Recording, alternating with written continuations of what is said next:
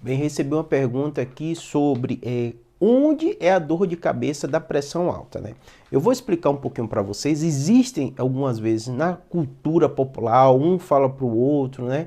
Uma relação muito grande de alguns sintomas e causas, né? E nem sempre é o tão comum como a gente vê aqui no mundo médico, né? O que acontece, né? Dentro do contexto, quando a gente tem um paciente com dor de cabeça, a gente faz a semiologia, faz uma série de perguntas, né? Que a gente chama isso do médico, essa entrevista é isso, né? Essa pergunta que você, médico, vai estar notando que o paciente tem e o que ele não tem, né? No momento dessas perguntas, né? A localização a gente sempre pergunta, né? E é muito comum o paciente já dar o que ele sente e dizer o diagnóstico, né? E muitos pacientes falam isso, eu tenho uma dor aqui atrás pela minha pressão alta, né?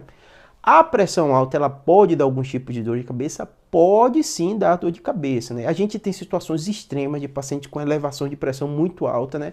Que há uma modificação até da vasculatura cerebral, né? Existem até urgências hipertensivas, que a gente chama por isso. O paciente às vezes tem que ficar internado, tomar medicação na veia, alguns quadros, aumenta muito o risco de AVC quando a pressão está em níveis altíssimos, né? Mais de 160, né? Que vocês usam o termo às vezes 16, a gente usa mais o 160, né? Uma nomenclatura um pouco diferente, né? Mas o correto, que é o que a gente usa, né? 160 por 110, 120, números muito altos de pressão, e que isso pode dar, sim, uma cefaleia, geralmente uma cefaleia holocraniana, e pode chegar até um caso de ter um AVC hemorrágico, por causa desse tipo de dor de cabeça. São situações extremas, né?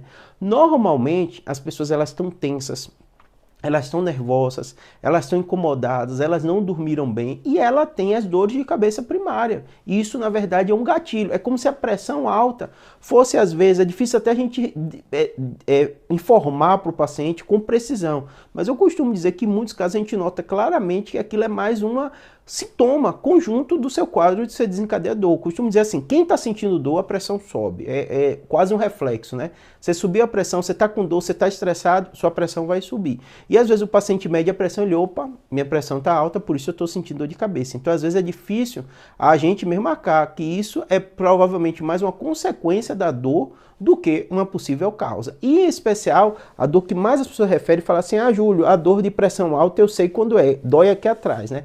Tem muitos pacientes que falam isso, quando você vai ver, ele tem uma cefaleia tensional. Então ele tem uma cefaleia tensional, ele está nervoso, ele está estressado, a pressão subiu e normalmente a gente sabe, né?